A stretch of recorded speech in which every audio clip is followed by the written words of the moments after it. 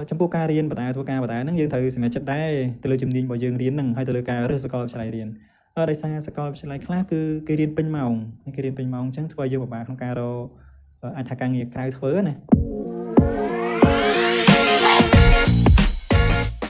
សូមស្វាគមន៍មកកាន់វីដេអូរបស់ខ្ញុំបន្តទៀតនៅក្នុងវីដេអូនេះខ្ញុំនឹងមកបង្ហាញអំពីបងប្អូនដែលគាត់ចង់បន្តមកសាកលវិទ្យាល័យប៉ុន្តែគាត់មានការខ្វះខាតជីវភាពជាដើមអញ្ចឹងយើងមានវិធីសាស្ត្រក៏ដូចជាផ្លិតដើមមួយចំនួនដែលខ្ញុំនឹងបង្ហាញហើយអ្នកទាំងអស់គ្នាក៏ដូចជាបងប្អូនអាចយកទៅពិចារណាតាមការគួរបានចំណុចទី1បងប្អូនអាចធ្វើការមួយឆ្នាំសិនដើម្បីសន្សំលុយក្នុងការបង់សាលាក៏ដូចជាទ្រង់ទៅលើការសិក្សារៀនសូត្ររបស់យើងនៅសាកលវិទ្យាល័យត្រង់ចំណុចនេះខ្ញុំនិយាយមិនមែនចេះតែនិយាយទេគឺខ្ញុំមានមិត្តភ័ក្តិក៏ដូចជាខ្ញុំស្គាល់សិស្សច្បងក៏ដូចជាសិស្សបងខ្លះដែរនៅសាកលវិទ្យាល័យហ្នឹងគឺគាត់បានធ្វើបែបនេះមានសិស្សមួយចំនួនគឺគាត់រៀនជំនាន់ជាមួយខ្ញុំ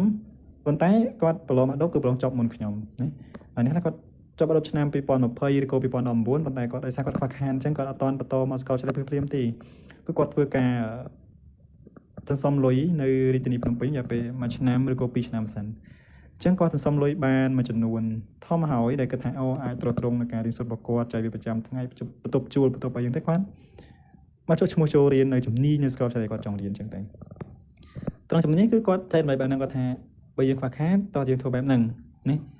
ប៉ុន្តែចំណុចហ្នឹងក៏គាត់បញ្ជាក់គាត់ថាយើងត្រូវច្បាស់ខ្លួនឯងដែរព្រោះពេលខ្លះមានបុគ្គលមួយចំនួនក៏ដូចជាមានសិស្សមួយចំនួនណាដែលគាត់អូខេគាត់រៀនគាត់ចង់រៀននៅសាកលវិទ្យាល័យប៉ុន្តែគាត់ខ្វះខាតហើយគាត់បានទៅធ្វើការសិនដល់ពេលដែលគាត់ធ្វើការយូរទៅគាត់លែងចង់រៀនតែម្ដងគាត់សប្បាយនឹងការធ្វើការរលុយគាត់ក៏ស្មានចិត្តថាគាត់អត់មកបន្តនៅសាកលវិទ្យាល័យគឺគាត់ធ្វើការតែម្ដងអញ្ចឹងកន្លែងហ្នឹងយើងត្រូវគិតដែរណាយើងត្រូវគិតដែរយើងត្រូវច្បាស់ខ្លួនឯងថាអូខេគាត់ឲ្យយើងរៀនអញ្ចឹងយើងមកធ្វើការរយៈពេលខ្លីទេ1ឆ្នាំ2ឆ្នាំដើម្បីសំលុយយើងមករៀន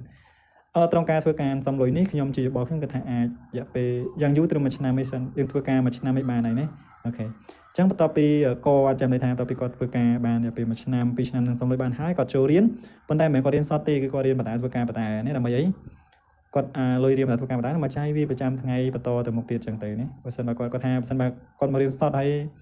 គាត់អត់ទៅធ្វើការសោះអញ្ចឹងក្នុងរយៈពេល4ទៅ5ឆ្នាំនៅក្នុងការរៀនគឺត្រង់គាត់អត់រួចទេអញ្ចឹងគាត់ទៅការរៀនបន្តធ្វើការបតាអញ្ចឹងទៅចំណុចមួយទៀតនេះលើកឡើងខាងដើមមិញយើងអាចរៀនបន្តធ្វើការបតាបានណាហ្នឹងហើយចំពោះការរៀនបតាធ្វើការបតាហ្នឹងយើងត្រូវសម្រេចចិត្តដែរទៅលើជំនាញរបស់យើងរៀនហ្នឹងហើយទៅលើការរើសសាកលវិទ្យាល័យរៀនដោយសារសាកលវិទ្យាល័យខ្លះគឺគេរៀនពេញម៉ោងអញ្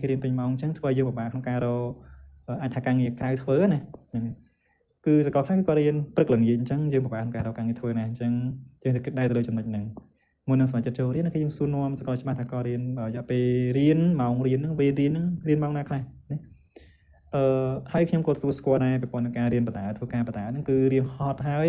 ចំពោះការរៀនសូត្រអាចថាមិនរលូនដូចគេរៀនសតទេទទួលស្គាល់ខ្ញុំទទួលស្គាល់ណាដោយសារបទពិសោធន៍ខ្ញុំក៏រៀនបតាធ្វើការបតាដែរដូចខ្ញុំហើយអូខេទទួលស្គាល់វាអាចថាប៉ះពាល់ទៅដល់ការរៀនសូត្រខ្លះដែរអញ្ចឹងបើសិនបើសិស្សណាដែលគាត់អាចថាផ្ដេកផ្ដួលរមួលសំក្រិចណាគាត់អាចទាំងលវលការងារហត់ហើយក៏មិនសូវប្រឹងរៀនទុកការងារទុកការកិច្ចការសាលាចោលអញ្ចឹងការរៀនធ្វើធ្លាក់ខ្លាំងមែនតើអញ្ចឹងចំពោះចំណុចហ្នឹងគឺយើងត្រូវបែងចែកពេលវេលាច្បាស់បើសិនបើយើងចង់រៀនបតាធ្វើការបតា